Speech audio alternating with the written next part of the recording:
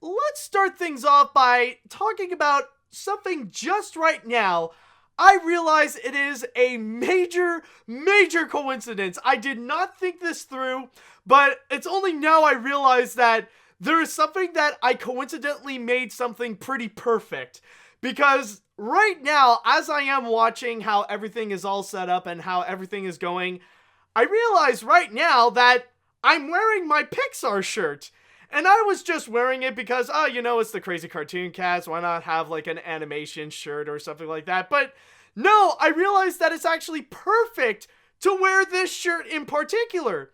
Considering that the first thing that we are going to be discussing is actually the new trailer that has come out for the next Pixar movie. So with that said, let's go ahead and check out the new trailer for Pixar's Soul. So let me set this up. All right, now let's get ready to check it out in 3, 2, 1, go.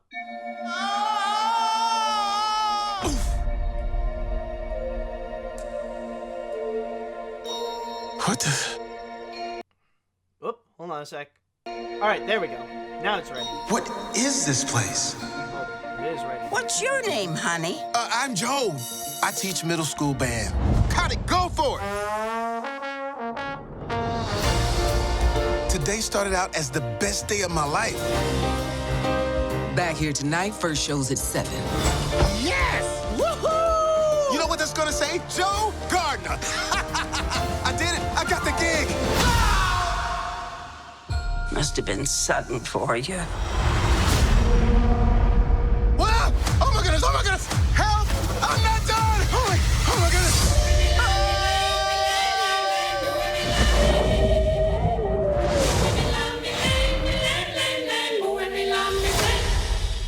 Huh?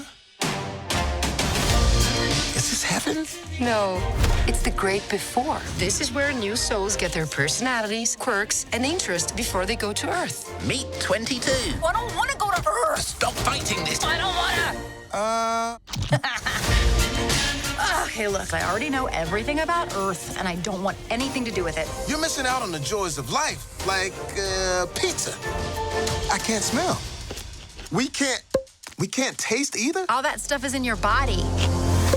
No smell, no taste. Or touch. See?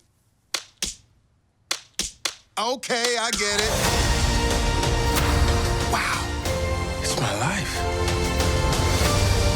Is all this living really worth dying for? You're still alive? Can you help me get back? No way! There I am. What are we waiting for? Wait, not me!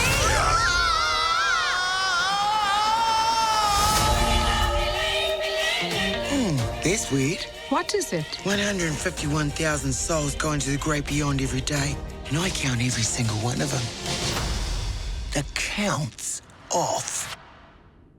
Huh. And that was the trailer, the full trailer of Pixar's Soul. And I just gotta say, hold on, just to properly set this up. All right, there we go. Just, put in the title. I just have to say, considering that just recently we actually did have a Pixar movie released, and one thing that I was kind of surprised about is that this trailer came in a little bit later than I expected, because I thought it would be out around the same time as Onward would be released. Like, the first immediate trailer that we have to see that's a staple with Onward would be the trailer for Soul to hype up Pixar's next animated feature. But that doesn't seem the case, and it looks like right now they decided to release it the week after Onward is released. But with that said, in case you guys are a bit disappointed with Onward, that this might have not satisfied your Pixar need of the year, that it didn't fully meet to your expectations, then Soul is definitely going to deliver on that. I definitely do feel like, in terms of Pixar movies, we are absolutely reliving 2015. Because so far, with not only we have 2 Pixar movies released in 1 year, but we got one that is not as good as some of the other Pixar films, and then we got another one that is pretty much one of the best. Like, when you look back at 2015, like, you got one that is The Good Dinosaur, which, it's true, it's not as good as the other Pixar films, and not many people are fond of looking at that movie as much as the other ones that they have made. And then you got Inside Out, which is highly creative, highly unique, highly original, directed by Pete Docter, coincidentally.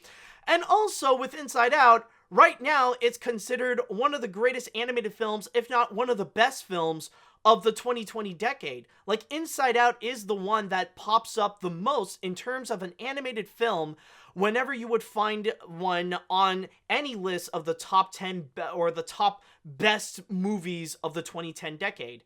Like, if there has to be that one animated film involved, then it's gotta be Inside Out. And with Soul, so far, and I'm not saying that, oh, I know it's gonna be great, I know it's gonna be amazing. Like, there could be that chance it's gonna suck. But so far with what I'm seeing with this trailer, oh my god, this blew my mind, honestly. And already, Soul is currently one of my most, or if not my most anticipated movie of the year, because it feels like it has everything that can conjure up what could potentially be not just a great animated film, but an amazing animated film.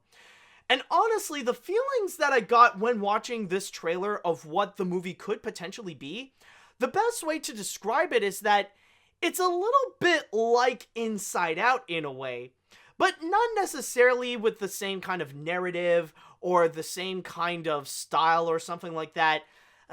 It was honestly very tough to find the right words to know why I feel this way. Why do I feel like that same sense of Inside Out, but with Soul? And I think I managed to figure it out.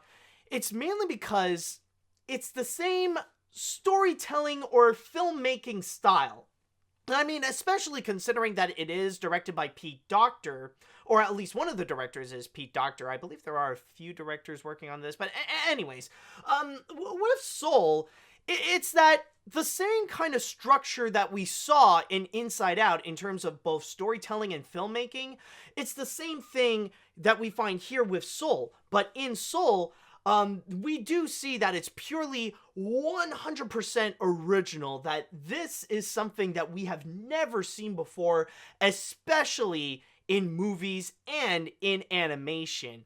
And I think I might as well start things off with the animation as well, where that's probably the closest connection that we can find with Inside Out, where we have two different worlds happening, where we got one world that is meant to be a bit more realistic, where we got the real world, where it's meant to resemble ours, and like the amount of detail that they put in is absolutely phenomenal. And I mean, it is Pixar, and that's what they do best. They got they got the huge budget for it, and they're able to afford to really make their worlds highly immersive.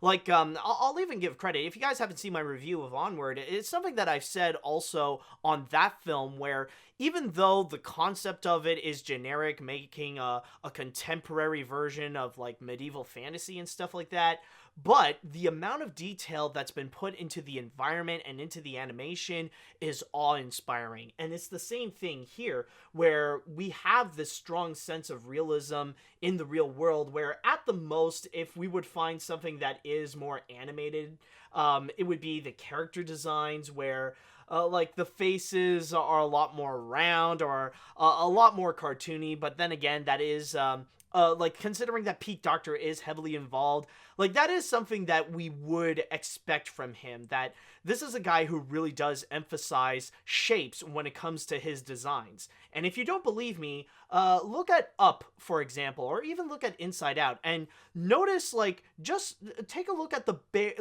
look at just the shapes itself, just the shapes of the characters themselves. Like, you look at I'm not sick. Don't worry, I know I cough, but relax, I'm fine.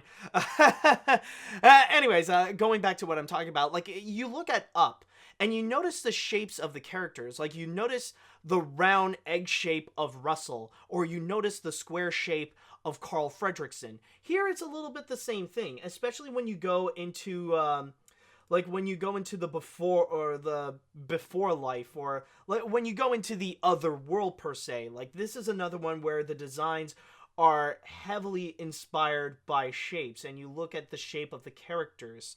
And let's talk about what's probably the more interesting part about the animation, which is when you go into what was it, the before life or something? Hold on. Just need a reminder of what they said. No, it's the great before. Yeah, the great before. Thank you.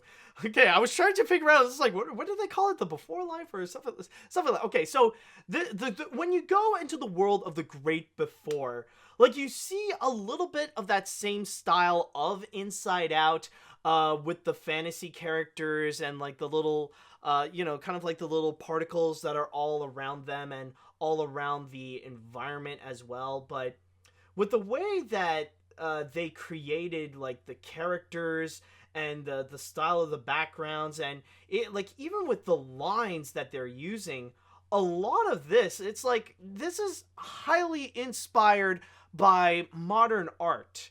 And this might be something that I might have stated before when analyzing some of the looks of Soul, like when we saw the teaser trailer or some of the previews or some of the concept art and stuff like that. But when you do look at it, like, the art style is actually very, very reminiscent to modern art, like the kind of artwork that you would find in like jazz clubs, because like that's going to be a major theme with Soul. It's going to be music. It's a lot like Coco in a sense, but with Coco, where it does emphasize on Latin music and Mexican culture, in here in Soul, they're going to be focusing more on like Harlem style streets and jazz as well. And you can actually see that art style, especially like when you feature some of the characters, like when they're not like the blue flubber like blobs, like when you see the people that are kind of like in charge of the great before, like they all compromise of just lines. And a lot of people may have mentioned this before, but you also notice, like, when you do look at the backgrounds and not just these characters, like, a great example is, like, when you see Tina Fey's character and Joe Gardner, who's going to be played by Jamie Foxx. Like, you look at it all around, like, when they're in the cafeteria, you look around and you will notice how everything is emphasized with a white line in order to fill in the details. So this is almost like modern art coming to life, and it's such an amazing and beautiful sight to see, and also really does pop up in a way where this is like, and like, it's actually kind of amazing where we are starting to see this trend where it's 3D animation emulating 2D. And there's also another part that really does highlight that as well. Like when you see Joe freaking out, just realizing like, oh crap, am I dead? Like, no, I can't die. It can't be true. Like when he runs out and suddenly he tries to escape, manages to do so, and then falls down again. And then suddenly, like, we reach to this area. We reach to the area where it's literally nothing but lines, and the only things that are emphasized are just the outlines of the characters, giving out this beautiful, stylized look. It's just fantastic. It truly is a feast for the eyes. So, like, I definitely know that in terms of the animation, it's definitely gotta sell. And also, another thing I want to mention, you look at the glasses, and it is the same thing. Like, if you look at Joe's glasses when he is just a little blue blob, like, you do see a bit of that same style, that it's just the outlines that are emphasized to give that 2D feel into it. So, honestly, the animation is definitely going to sell in the feature, but also, at the same time, it's not just the animation. This is not like a style over substance type of movie. This isn't like Connected, where it does supply great animation, but a not-so-great script. You could actually get a feeling here where the script also is going to have a lot of substance, and in a way, it's going to go very deep. because if you do look back at many of the great Pixar films, whenever they go into some serious subject matter, like, they know how to do it and really tell it in a way that can really have audiences emotionally invested in them, like the subject of family and Mexican culture in Coco, or especially Toy Story 4 is a great recent example about touching into serious subject matters and using that to emotionally tell their story. And in the case of Soul here, like, it looks like the subject matter that they're going to go into. Now, I did mention before that that jazz will play a heavy theme in the movie, but at the same time, you do notice that it's also going to discuss about life and death at the same time. Like, honestly, this is the kind of thing that it looks like it's really going to get into the meaning of life in a way. This is like Pixar's interpretation of what the meaning of life is, and is life actually worth living? Like, it's gonna go deep into that subject matter, and if there's an animation studio that I would trust the most to actually get into that kind of subject matter and really tell that well in a very thoughtful and intellectual and emotional way, it definitely has to be Pixar. And I totally trust them, especially with a movie that is going to be directed by Pete Docter. And also, one thing that I will say that is a great job as well, something that I would even say it actually did improve compared to the teaser trailer, it has to be the characters. Because number one, already I feel connected to like this is the one where we are fully introduced to Joe Gardner, who's going to be the main character, and we learn a bit more about his life. Now, we know that in the teaser trailer, he's the guy that really gave out that epic emotional speech, but, well, not emotional, but that epic inspirational speech about, like, you know, really going out there, you know, and fully live your life and do what you love to do and all that kind of stuff. So, definitely that's one to go and, really admire and to look up to. And, like, in here, it really does emphasize about Joe's life and, his perspective on life as well. Like, is life worth living? And then, in contrast, and probably the biggest improvement of them all, is Tina Fey's character. Because you guys remember, in the teaser trailer, like, Tina Fey, like, hold on, like, we got little, like, yeah, this one, like, you got Tina Fey's character. She's probably the weakest element from the teaser trailer, where she's just there to do that dumb joke. It's like, yeah, I like to do this cowboy dance, you know, and that's pretty much it. But in here, she's actually very interesting, and, like, now you can actually see that she does have a point in this movie. Like, now we see a little bit more of her role, where, in a way, at least from what this trailer is telling us, it's almost like she's kind of the opposite of Joe, in a sense, where Joe is more optimistic about life. He wants to live life, whereas Tina Fey's character, she doesn't want to live life. Like, she wants nothing to do with living on Earth, and she rather wants to stay in the Great Before. Like, maybe she's kind of like the rebel of this movie. And in here, we do see a little bit more of that character, and it does explain more. So, like, maybe we could see, like, a story plot where the two can actually learn from each other, considering that they would discuss about life and death and stuff like that. So, honestly, it's great to see that, okay, now we see her purpose in it. Now we see her role. Like, maybe her jokes could be a little iffy. Like, I will confess, if there is one flaw that I will give it, is that maybe, like, her jokes are not necessarily the strongest. Like the scene over here where the punchline is just, like, we just see, like, Tina Fey just slapping Joe all around, like, again and again and again. Like, and that's it. So, like, maybe there is that. I'm not saying it's a bad joke, but it's just like, I don't know. But other than that, though, now I'm fully sold on this. Like, I think overall, I would say that for this trailer, this has honestly really hyped me up to see this movie. This looks like it has amazing potential, and I feel like there could be a very strong chance this is going to be, like, the favorite animated film of the year, like the one that people will absolutely adore, the one that will be critically praised, that audiences will love, that that they'll love Pixar all over again. And even during award season, I would not be surprised that even the haters of Disney and Pixar and all that kind of stuff, like, they'll give Soul a pass. Like, Soul is going to be the kind of film that's going to win all the awards for Best Animated Feature, and even the Disney and Pixar haters would be like, okay, we'll give you that one. Okay, you deserve that one. You can have a pass on that.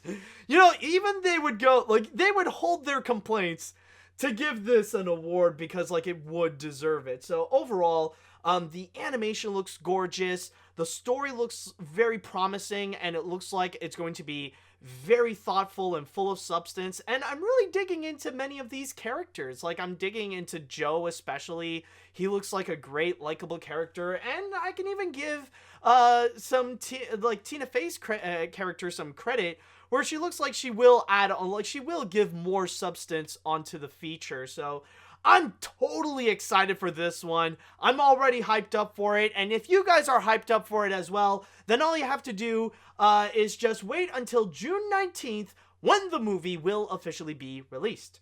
So, with that said, I would like to now go and pass on to the chat wall, where I want to go and ask you all, what do you think about the trailer of Soul? Did you guys like it? Are you hyped up for the movie? Are you guys more iffy about it? You may not agree with me. Let me know what you all think.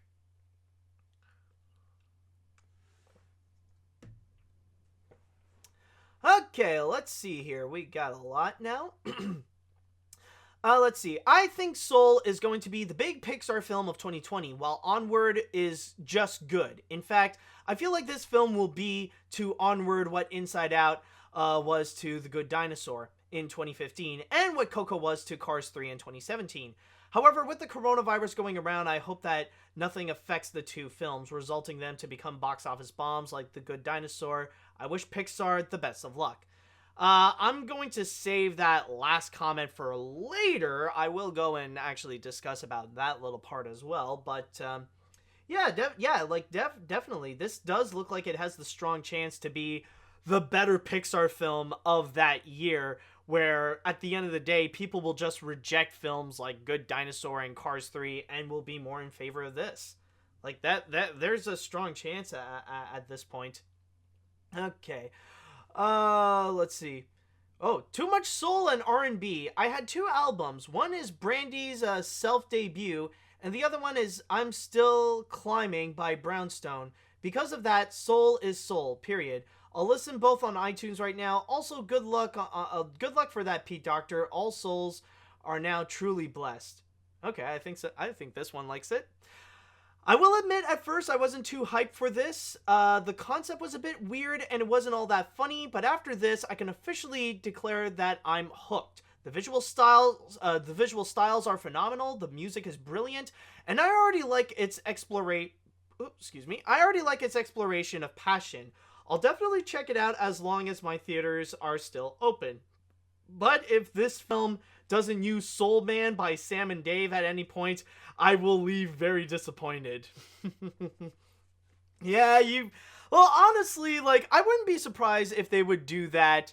Like, maybe just a little throwaway bit, like when Joe is playing with the band, or like maybe it would play during the credits or something like that. Maybe they would do that, but we'll see about it. But it's great that you're excited about this.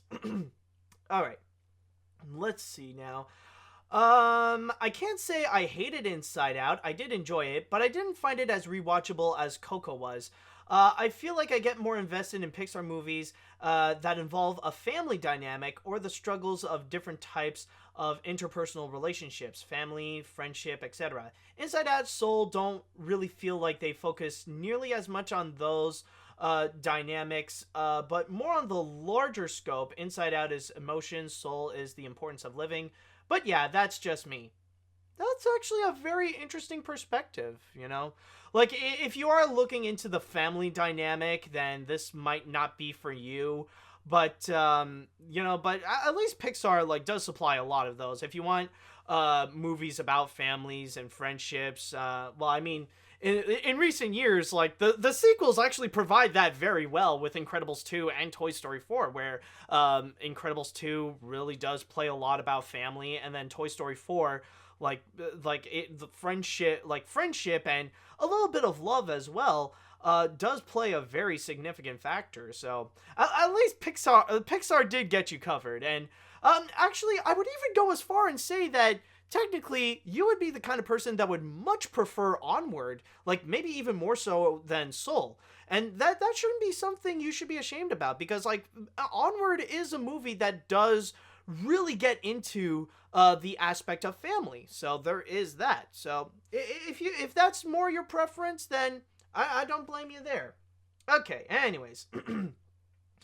Let's see now. The character designs look bad and it looks very weird, but the animation is great and is a big improvement over Inside Out. Oh boy. Wow, someone coming in with the hot take. Anyways, but that doesn't really save it for looking bad, and the jokes are just unfunny. Soul isn't my thing. At least voice acting is good. I mean, you do know this is from Pixar, right? This isn't a Sony animation film. Nah, I'm just pulling your leg, man. All right, anyways, let's see here. What else do we got? This movie had my curiosity. Now it has my attention. I just love the visuals of The Great Before, especially on the characters who seem to operate it, who looks like they came from a Picasso painting. Though I do have a question. With this movie, Princess and the Frog, and technically also Spies in Disguise, why is the black main character in Disney animated movies always transform into non-human creatures?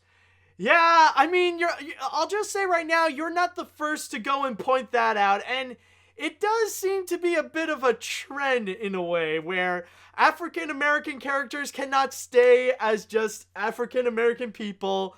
They just gotta somehow turn into something else. They gotta turn into a bird, they gotta turn into a frog, or they gotta turn into a drop of water or something like that. I don't know. It's a bit of a thing. Technically, you could also say, you could technically throw in Spider-Man into the Spider-Verse in this. I mean, yeah, sure, Miles stays, as himself, but then again, he does turn into a Spider-Man in a way, and half of the time, he does have his face covered, so it's it kind of half counts in a way, but I guess, you can interpret that for yourself. But overall, I would say with this, yeah, you do definitely bring up a good point with that. Okay, I'll go and read one more, and then we're going to jump onto our next story. Anyways, wow, Pixar has been on a roll this year with some great concepts, with the fact that they're playing against stereotypes and having the world and settings make the characters interesting.